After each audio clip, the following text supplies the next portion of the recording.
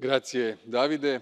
Poštovani predsjedniče, potpredsjednici i zastupnici Europskog parlamenta, poštovana predsjednice Europske komisije, poštovani kolege, izuzetno mi je zadovoljstvo biti danas u Europskom parlamentu i predstaviti prioritete prvog hrvatskog predsjedanja Vijećem Europske unije.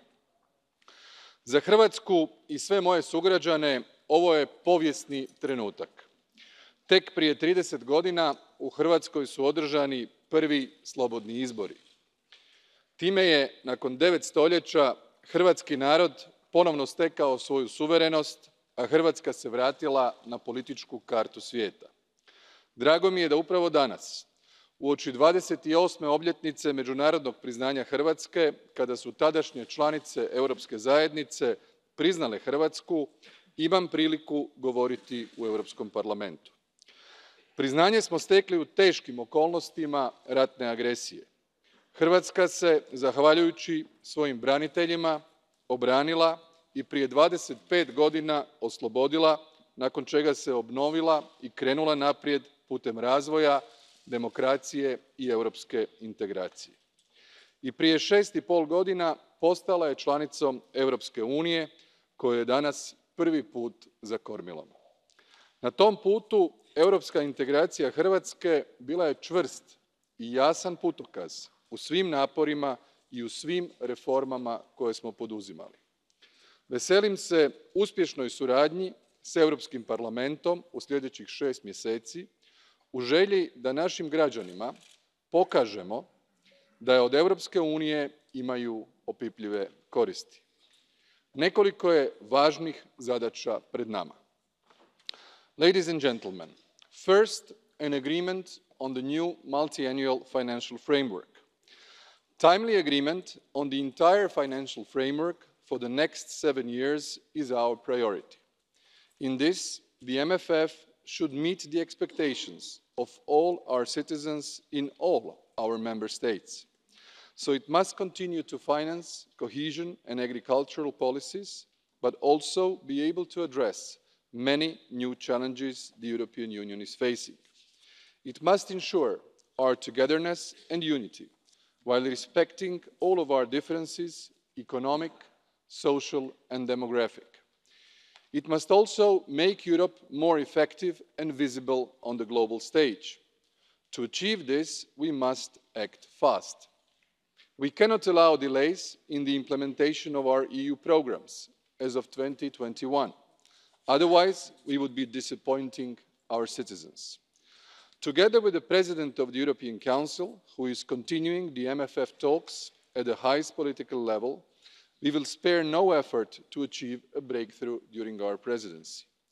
This would enable us to finalise the entire legislative package under the MFF, and we count on close and efficient cooperation with all the Parliament's committees and rapporteurs in this endeavour.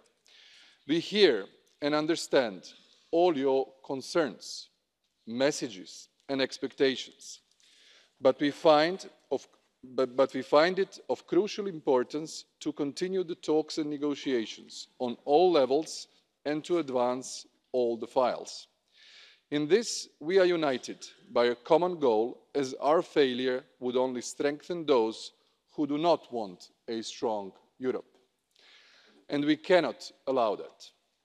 Second, the end of the process of orderly withdrawal of the United Kingdom from the European Union.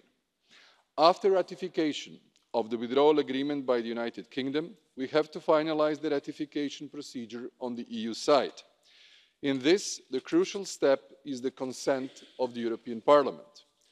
The Croatian presidency will, in accordance with the Declaration on Future Relationship and guidelines of the European Council, work on swift adoption of a comprehensive Council mandate for negotiations on the basis of the proposals by the European Commission. Though we will be sad to see one member state leaving, the European Union and the United Kingdom share a long history.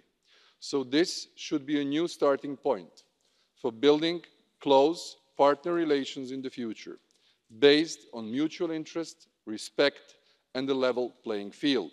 especially in the areas of trade, security and other sectorial policies. However, the transition period of 11 months is extremely short, and it will take a lot of goodwill and a lot of work to bring these negotiations to an end in that period and to reach a good agreement for both sides.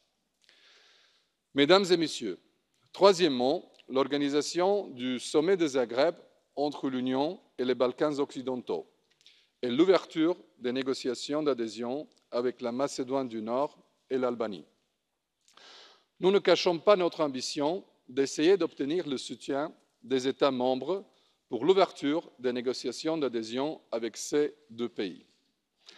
Le prochain rapport de la Commission européenne et ses propositions pour améliorer la méthodologie des négociations d'adhésion seront importants. Pour la crédibilité de la politique de l'élargissement, il est important de maintenir les principes du respect des critères politiques, des critères de référence et de progrès individuels de chaque pays candidat sur la base de leurs résultats.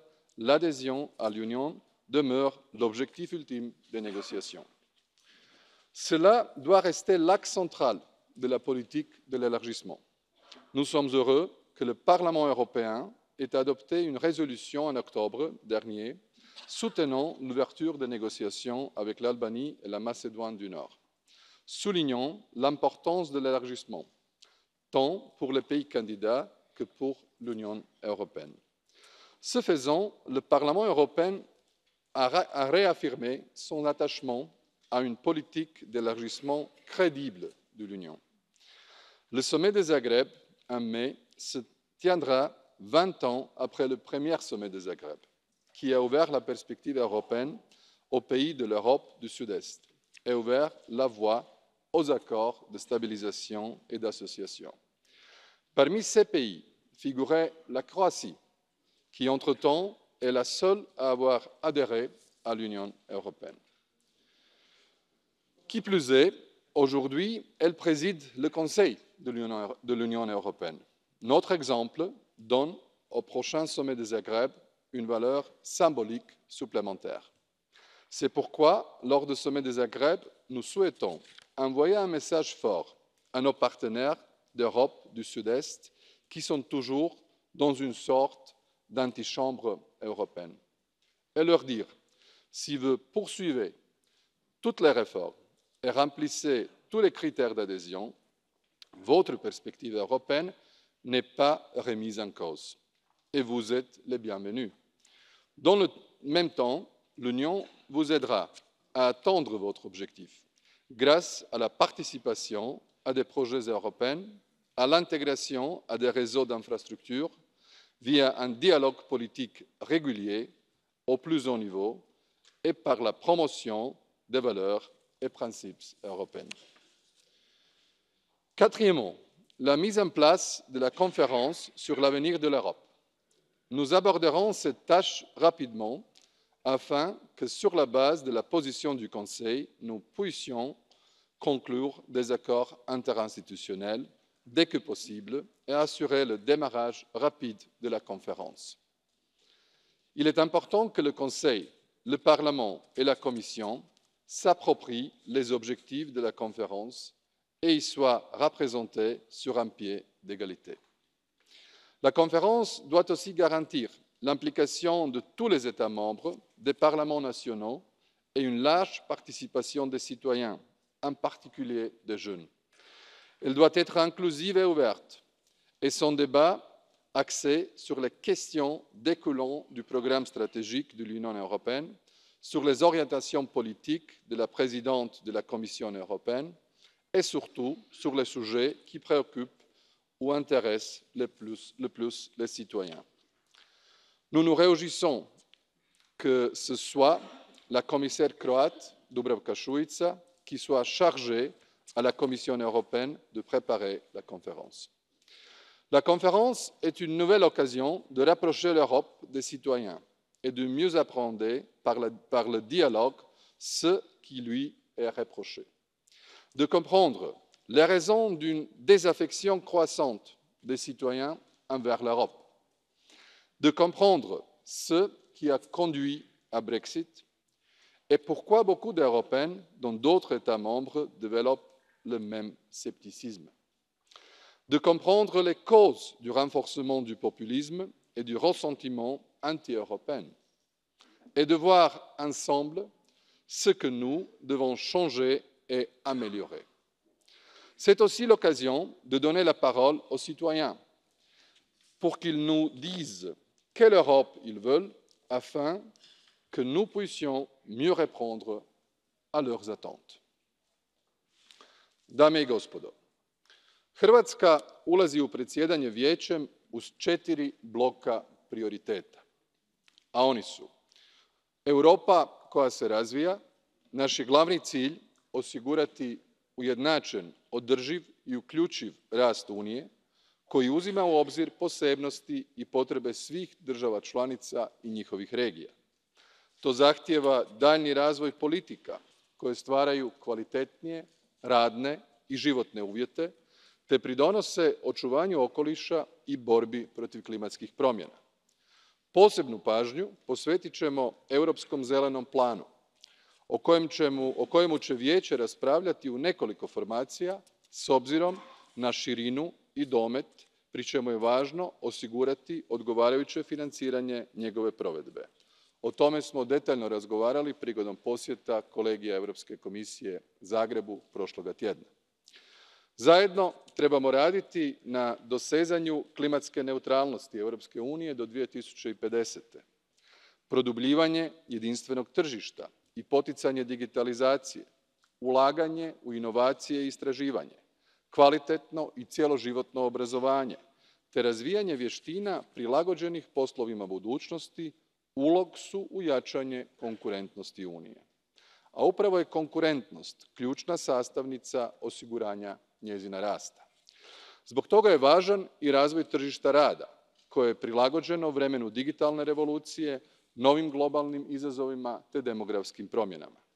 Naša glavna misao vodilja mora uvijek biti poboljšanje kvalitete života svih građana Unije, ali i utvrđivanje poticajnih demografskih mjera koje će izgraditi vitalnije društvo. Drugo, Europa koja povezuje. Rast i razvoj Europske unije uvelike ovisi o umreženosti njezina gospodarstva i punom iskorištavanju njezinih infrastrukturnih i ljudskih potencijala. Povezivost je jedna od najvažnijih pretpostavki za postizanje socijalne, ekonomske i teritorijalne kohezije među državama članicama. Stoga ćemo se snažno zalagati za dodatni razvoj prometne, energetske i digitalne infrastrukture na dobrobit naših građana. Pritom ćemo kao predsjedništvo snažan naglasak staviti na zbližavanje građana kroz obrazovanje, kulturu i sport. Te su veze osobiti odraz naše snage i našeg zajedništva. Ladies and gentlemen, the third is Europe that protects. Only safe Europe can provide a peaceful environment for its citizens. In this regard, efficient protection of the EU external borders, as well as an increased resilience to external threats and hybrid and cyber threats are of vital importance. Achieving a comprehensive solution for a sustainable and effective migration and asylum policies is our joint objective. We will remain focused on further developing our Union as an area of freedom, security and justice, based on the shared values, democracy and the rule of law. Therefore, the adoption of the new strategic guidelines in the area of freedom, security and justice will be one of our priorities. The rule of law is a core value and a fundamental principle of our Union's functioning. We will pursue a comprehensive approach to the protection and promotion of the rule of law, while strengthening dialogue and unity of the Member States. Fourth is an influential Europe. No single member state of the Union is able to address the international challenges on its own. Our unity is our biggest strength. Europe should speak with one voice, more often and more loudly, confirming its global role in today's multipolar world. It is crucial to maintain an open dialogue with our North American partners and allies. Our ambition as a global actor, should be supported by further development of capabilities and instruments for joint action, including our defence, albeit in complementarity with NATO.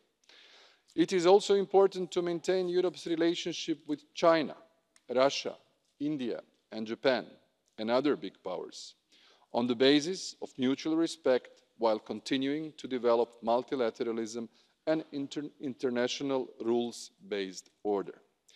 In a wide range of policy areas, from climate change or trade to nuclear proliferation, our Union has a unique ability to achieve necessary compromises and resolve crises.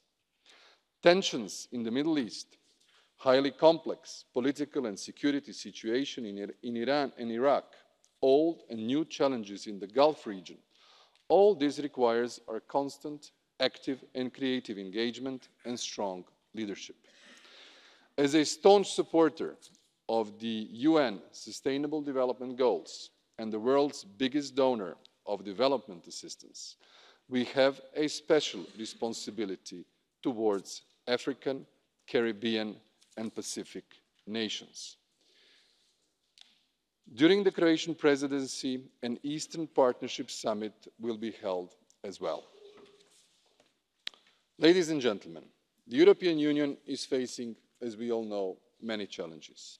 Every day, the world is getting more complex and our tasks are more numerous. Too many actors offer easy answers and instant solutions, often unfounded or based on false information. The expectations of our citizens are growing.